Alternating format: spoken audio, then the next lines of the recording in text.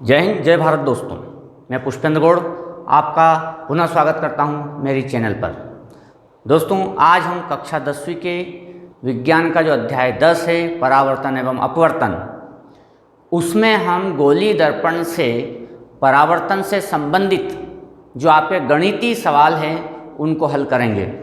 आप लोग गणितीय सवाल करने से बहुत डरते हैं, तो दोस्तों गणितीय सवाल को हल करने से डरना नहीं चाहिए। ये पूरे पाठ को समझाने में हमारी मदद करते हैं। तो आइए हम देखते हैं कि किस प्रकार से इन गणितीय सवालों को हल किया जाता है। तो पहले हम प्रश्न को भली भांति पढ़ लें कि वो किस गोलीय दर्पण से संबंधित है। तो दोस्तों, किसी ऑटोमोबाइल या बस में एक उत्तल दर्पण लगा है। ये उदाहरण 10.1 है आपकी पुस्तक का। उदाहरण 10.1 है।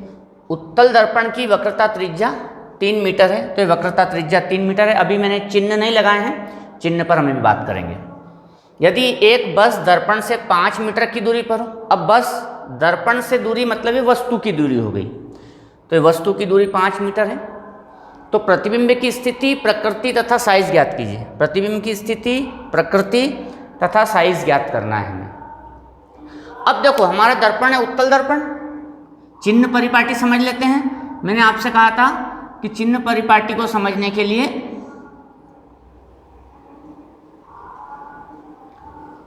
जो हमारा ग्राफी विधि है वो सबसे अच्छी होती है। तो ये आपका उत्तल दर्पण है। इसमें वक्रता त्रिज्या इधर होगी क्योंकि गोलाई इधर है, तो आर इधर होगा, अर्थात आर यहाँ पर दोस्तों माइनस में होगा क्योंकि माइनस एक्स अक्ष की ओर है। वस्तु हमेशा दर्पण के सामने रखी रहती है, तो दोस्तों वस्तु हमेशा धनात्मक रहती है। तो इस प्रकार से आप एक छोटा सा चित्र बना करके आप चिन्ह परिपाटी को समझ लेंगे। अब हमारा जो दर्पण सूत्र है वो है आपका 1/v धन 1/u बराबर 1/f। तो दोस्तों पहले हम f निकालेंगे। तो आप जानते हैं कि f बराबर होता है r/2, अर्थात ऋण 3/2। अब ये मान हम इसमें रखते जाएंगे। 1/v हमें पता करना है। 1/u, u 5 है, और 1/f ऋण 3/2, तो ये ऋण 3/2। इस 1/5 को हम उधर पहुँचा देंगे, तो दोस्तों हो जाएगा 1/v ऋण 3/2 हो जाएगा 2/3 ऋण में, और 1/5 भी उधर जाएगा तो ये ऋण में हो जाएगा। हमने एलसीएम लिया। 3 × 5 = 15, 5 दूनी 10, 5 3 15, 3, 1/v। तो दोस्तों 1/v बराबर ऋण 13/15, अर्थात v बराबर 15/13। तो दोस्तों ये लगभग 13 एकम 13 बचे 2, फिर 13 एकम 13, 13 पंजे 65, लगभग ऋण में इतना डिस्टेंस आ रहा है। अब दोस्तों यहाँ पर भी चिन्ह का बहुत महत्व है। अब v ऋणात्मक आ रहा मतलब v इधर बनेगा, दर्पण के पीछे। दर्पण के पीछे बनेगा, और जब भी दर्पण के पीछे अगर कोई प्रतिबिंब बनता है तो दोस्तों वो आभासी होगा। तो प्रकृति तो हो गई दोस्तों आभासी। v आपका आ गया लगभग ऋण 1.15 मीटर, ये हो गया। और अगर अब आप इसकी साइज जानना चाहते हैं तो हम आवर्धन क्षमता निकालेंगे। तो आवर्धन क्षमता के लिए दोस्तों हमने सूत्र लगाया m बराबर -v/u। तो -v आपका है लगभग 1.115, और ये वाला माइनस, और u है हमारा 5, तो 1.15/5 मतलब 0.25, ये हो गया m। अब यहाँ पर चिन्ह भी है और मान भी है। तो धनात्मक चिन्ह आ रहा है आवर्धन का दोस्तों। तो धनात्मक चिन्ह बताता है कि जो प्रतिबिंब है वो सीधा बनेगा, प्रतिबिंब सीधा बनेगा। अगर ये ऋणात्मक आती आवर्धन क्षमता तो ये उल्टा बनता। दूसरा 0.25 का मतलब ये हुआ कि वस्तु से 1/4 छोटा होगा, वस्तु से 1/4 छोटा होगा। अगर वस्तु 1 मीटर की है या 1 इकाई की है दोस्तों, तो उसका चौथाई भाग इसकी आवर्धन क्षमता होगी। तो जो उत्तर आते हैं उसमें पहले धन और ऋण से निश्चित होता है कि स्थिति क्या होगी। अगर प्रतिबिंब धनात्मक आता है मतलब दर्पण के सामने बन रहा है तो वो वास्तविक होगा, और अगर ऋणात्मक आता है मतलब दर्पण के पीछे बन रहा है और वो आभासी होगा। तो ऋण चिन्ह से ये पहचान होती है। और आवर्धन क्षमता अगर धनात्मक है तो प्रतिबिंब सीधा बन रहा है, और आवर्धन क्षमता अगर ऋणात्मक आ रही है तो प्रतिबिंब उल्टा बन रहा है। और वो m का मान कितना है उससे पता चलता है। अगर 1 से ज़्यादा है तो प्रतिबिंब बड़ा बनता है, और 1 से छोटा मान है तो दोस्तों प्रतिबिंब छोटा बनता है। इस प्रकार से इन सवालों को देख करके हम पता लगाते हैं कि वास्तविक स्थिति क्या है। और उदाहरण लेते हैं दोस्तों ताकि और समझ में आएगा। आइए दोस्तों, ये एक उदाहरण है। यह उदाहरण 10.2 है आपकी पुस्तक का। 4.0 साइज का बिंब, बिंब मतलब वस्तु, तो ये वस्तु की साइज, तो हमने लिख लिया वस्तु की साइज h 4 सेंटीमीटर। किसी 15.0 सेंटीमीटर फोकस दूरी, तो फोकस दूरी लिख लिया हमने 15 सेंटीमीटर से दर्पण से 25 सेंटीमीटर दूरी पर, मतलब वस्तु की दूरी, तो वस्तु की दूरी होगी दोस्तों 25 सेंटीमीटर। दर्पण से कितनी दूरी पर किसी पर्दे को रखा जाए कि स्पष्ट प्रतिबिंब हो, मतलब v, प्रतिबिंब जितनी दूर होगा वहीं पर पर्दा रखना होगा, इसलिए v पता करना है। प्रतिबिंब की प्रकृति तथा साइज ज्ञात करो, प्रकृति तथा साइज ज्ञात करो। पहले हम दोस्तों अभी चिन्ह परिपाटी का प्रयोग कर लें। तो यहाँ पर हमने हल लिख दिया है अवतल दर्पण के लिए। तो दोस्तों ये ग्राफी विधि के हिसाब से अवतल दर्पण इस तरह से होगा, यहाँ P होगा मूल बिंदु पर। तो दोस्तों इसकी जो फोकस होगी वो इधर की ओर होगी, अर्थात धनात्मक एक्स अक्ष की ओर, इसलिए यह धनात्मक होगा। वस्तु हमेशा सीधी रखी जाती है किसी दर्पण में, तो ये भी धनात्मक होगा। वस्तु की दूरी, वस्तु भी इधर की ओर रखी है, इसलिए दोस्तों ये भी धनात्मक होगी। तो ये तो आपका चिन्ह परिपाटी हो गई। अब आते हैं हम दोस्तों इसका हल। तो आपका जो दर्पण सूत्र है वो है 1/v धन 1/u बराबर 1/f।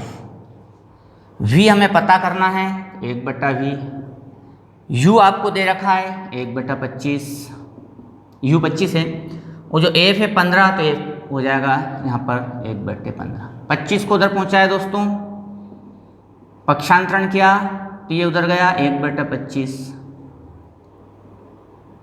लघुत्तम लिया हमने तो 75 लघुत्तम आ जाएगा। 15 5 75, 25 3 75, अर्थात 2/75। तो दोस्तों v बराबर 75/2, अर्थात लगभग 2 × 6 2 × 14 सेंटीमीटर। अब देखो दोस्तों v धनात्मक आ रहा है, मतलब धनात्मक एक्स अक्ष पर होगा, मतलब प्रतिबिंब इस ओर होगा। अब जब प्रतिबिंब इस ओर होगा, दर्पण के सामने होगा, तो इसका मतलब है प्रतिबिंब वास्तविक बनेगा। तो वास्तविक इसकी प्रकृति होगी, ये हो गया। दूसरा 37.5, 37.5 का मतलब है फोकस दूरी 15 सेंटीमीटर, तो वक्रता त्रिज्या हो गई 30 सेंटीमीटर, और जो प्रतिबिंब है 30 सेंटीमीटर से भी आगे जा रहा है, अर्थात प्रतिबिंब बनेगा आपका वक्रता केंद्र से पीछे। समझें आप, v प्रतिबिंब की दूरी है 37.5, 37.5 इधर, तो कहाँ जा रहा है प्रतिबिंब? फोकस 15 सेंटीमीटर पर ही है, वक्रता केंद्र और उससे आगे, इससे डबल 30 सेंटीमीटर पर है, और इससे भी पीछे जा रहा है, मतलब आपका प्रतिबिंब जा रहा है C के पीछे, मतलब अनंत और C के बीच में, अनंत और C के बीच में, आप C के पीछे भी कह सकते हैं। धनात्मक है इसलिए वास्तविक है।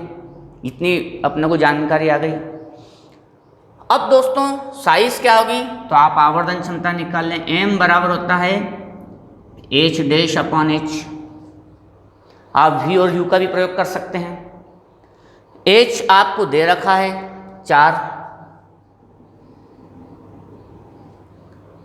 और यहाँ पर आपको -v/u का भी प्रयोग करना है। तो h दे रखा है आपको 4 और h डैश आपको निकालना है, तो h/4 -v, तो -v आपका आया 37.5 बटे u है आपका 25। तो ये इससे कैंसिल हो जाएगा, 25 से कम 25 बचे 12, 25 पंजे 125, h डैश बराबर 6.0। तो अगर वस्तु की साइज 4 सेंटीमीटर है तो इसकी आ रही है प्रतिबिंब की साइज 6 सेंटीमीटर, मतलब प्रतिबिंब से लगभग 1.25 टाइम्स बड़ा आपका प्रतिबिंब बनेगा। तो जो प्रतिबिंब की साइज है वो 1.25 गुना बड़ी, या आप 6 सेंटीमीटर भी लिख सकते हैं। अर्थात वस्तु की जो प्रतिबिंब की साइज है वो बड़ी बनेगी। तो यहाँ पर हमने m के, और धनात्मक चिन्ह है दोस्तों, जो m का चिन्ह आ रहा है वो धनात्मक आ रहा है। अब यहाँ पर आप कहेंगे कि ये भी ऋणात्मक है और h डैश अपॉन h ये धनात्मक है। तो ये दोस्तों प्रतिबिंब इसके कारण माइनस हो जाएगा, अर्थात प्रतिबिंब उल्टा बनेगा। यहाँ पर -v के कारण ये माइनस में आएगा और h डैश भी आपका माइनस में आएगा। इससे दोस्तों स्पष्ट होता है कि प्रतिबिंब आपका उल्टा बनेगा। तो प्रतिबिंब की प्रकृति में एक और चीज़ बढ़ जाएगी, उल्टा प्रतिबिंब। तो इस प्रकार से हम चिन्हों के आधार पर निर्णय लेते हैं कि प्रतिबिंब की प्रकृति एवं साइज क्या होगी। अब कुछ सवाल हम एक्सरसाइज के करते हैं। दोस्तों ये आपकी अभ्यास प्रश्नावली 10 इसका प्रश्न है, बहुत महत्वपूर्ण प्रश्न है।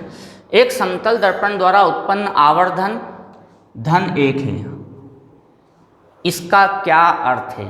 तो अर्थात दोस्तों आपको m बराबर +1 दिया है, ठीक है। और हम जानते हैं दोस्तों कि m बराबर होता है h डैश अपॉन h बराबर -v/u। तो मैंने m का मान यहाँ पर रख दिया, h डैश अपॉन h बराबर -v/u। एक बार मैंने 1 को h डैश अपॉन h के बराबर लिया और एक बार इस 1 को -v/u के बराबर लिया। अब देखिए दोस्तों, यहाँ पर h बराबर h डैश हो जाएगा और u बराबर -v हो जाएगा। तो h बराबर h डैश से निर्णय निकलता है कि प्रतिबिंब और वस्तु की लंबाई एक समान होगी, दोनों ही समान लंबाई के होंगे। अर्थात समतल दर्पण में जिस लंबाई का, जिस साइज की वस्तु होगी उसी साइज का प्रतिबिंब दिखाई देगा, और दोनों ही धनात्मक है इसलिए दोनों सीधे दिखाई देंगे। वस्तु भी सीधी रहेगी, प्रतिबिंब भी सीधा रहेगा। इससे यह अर्थ निकलता है। दूसरा u बराबर -v, इससे यह निर्णय निकलता है कि u और v दोनों बराबर हैं। अर्थात जितनी दूरी पर वस्तु दर्पण से दूरी है उतनी ही दूरी पर प्रतिबिंब दिखाई देगा। अर्थात समतल दर्पण में दर्पण से जितनी दूरी पर वस्तु रखी है उतनी ही दूरी पर प्रतिबिंब दिखाई देगा, लेकिन एक में ऋण चिन्ह और एक में धन है, मतलब विपरीत। अर्थात जिस ओर वस्तु रखी है उसके विपरीत दिशा में प्रतिबिंब दिखाई देगा, मतलब दर्पण के पीछे, लेकिन दूरी बराबर होगी। दर्पण में भी आपको उतनी ही दूरी पर दिखाई देगा और ऋण चिन्ह है दर्पण के पीछे, अर्थात आभासी प्रतिबिंब उतनी ही दूरी पर दिखाई देगा जितनी दूरी पर वस्तु दर्पण से रखी हुई है। ये इसका अर्थ है। एक और उदाहरण देखते हैं दोस्तों ये आपके अभ्यास प्रश्नावली का एक प्रश्न है, प्रश्न नंबर 15 अभ्यास से लिया गया है कि एक 7 सेंटीमीटर साइज का कोई बिंब है जो कि एक अवतल दर्पण से, जिसकी फोकस दूरी 18 सेंटीमीटर है, उससे 27 सेंटीमीटर दूरी पर रखा है। तो एक पर्दे को अवतल दर्पण से कितनी दूरी पर रख दें कि स्पष्ट प्रतिबिंब बने, मतलब v ज्ञात करना है। आपको प्रतिबिंब की साइज भी पता करना है और उसकी प्रकृति भी पता करना है। तो अब पहले हम ये तय कर लें कि इसका जो चिन्ह परिपाटी क्या होगी, दर्पण अवतल है। तो दोस्तों ये एक्स अक्ष हो गया और अवतल दर्पण यहाँ पर ये P हो गया, ये अवतल दर्पण हो गया। F इधर होता है तो F इसका धनात्मक होगा। वस्तु भी इधर रखी जाती है धन एक्स अक्ष की ओर, तो ये भी धनात्मक होगी। ठीक है, अब हमारा दर्पण सूत्र जो है दोस्तों वो 1/V धन 1/U बराबर 1/F। V ज्ञात करना है, U हमें दिया हुआ है, F हमें दिया हुआ है। तो ये हो गया 1/V बराबर 1/18। इसको पक्षांतरित करके उधर ले गए, लघुत्तम आया आपका 54। 18 3 54 और 27 दूना 54, तो आ गया 1/54। तो V बराबर 1/V, तो V को ऊपर लेगा तो ये भी, तो V बराबर 54 सेंटीमीटर। तो देखो दोस्तों V आ रहा है धनात्मक, धनात्मक है मतलब प्रतिबिंब बनेगा धनात्मक एक्स अक्ष की ओर, और अगर इधर की ओर बनता है तो हमेशा जो प्रतिबिंब है वो वास्तविक होगा। तो प्रकृति में पहली चीज हो गई कि वास्तविक प्रतिबिंब, एक तो ये हो गया दोस्तों। फिर 54, तो देखें आपका F है 18, इसका डबल दूरी पर हो जाएगा वक्रता केंद्र 36, और इसके भी पीछे जा रहा है 54, मतलब C के पीछे बनेगा, ये C के पीछे बन गया। तो ये तो आपकी ये स्थिति हो गई। अब हम आवर्धन क्षमता का सूत्र का प्रयोग करेंगे। तो M बराबर होता है H डैश अपॉन H बराबर -V/U। H डैश हमें पता करना है, H हमें दे रखा है बिंब की साइज 7 बराबर -V, तो V है आपका 54/U, U है आपका 27। इससे इसको काटा, 7 का दर गुणा किया तो H डैश बराबर आया -14 सेंटीमीटर। तो दोस्तों आपके जो इसकी हाइट थी वो 7 है और प्रतिबिंब की आ रही है 14, मतलब 2 गुनी साइज का। तो ये डबल साइज का या 2 गुनी साइज का साइज लिख सकते हैं आप 14 सेंटीमीटर, और 2 गुनी साइज का बनेगा मतलब बड़ा बनेगा। दूसरी चीज़ है माइनस आ रही है, तो प्रतिबिंब में अगर माइनस आता है आवर्धन क्षमता में, आवर्धन क्षमता अगर माइनस में आती है तो प्रतिबिंब उल्टा बनता है। तो दोस्तों प्रकृति में प्रतिबिंब जो है उल्टा बनेगा, और अगर ये धनात्मक आता तो इसका मतलब है प्रतिबिंब सीधा बनेगा। तो इस प्रकार दोस्तों आप इन सवालों को बहुत आसानी से हल कर सकते हैं। धन और ऋण से आप अंदाजा लगा सकते हैं प्रतिबिंब की स्थिति, वस्तु की स्थिति, और आप बहुत आसानी से इनके जवाब दे सकते हैं। इसी प्रकार के और सवाल लेकर के मैं आपके सामने उपस्थित रहूँगा। आप मेरे वीडियो ज़रूर देखते रहें और मेरे चैनल को सब्सक्राइब कर लें। अगले वीडियो तक के लिए जय हिंद, जय भारत।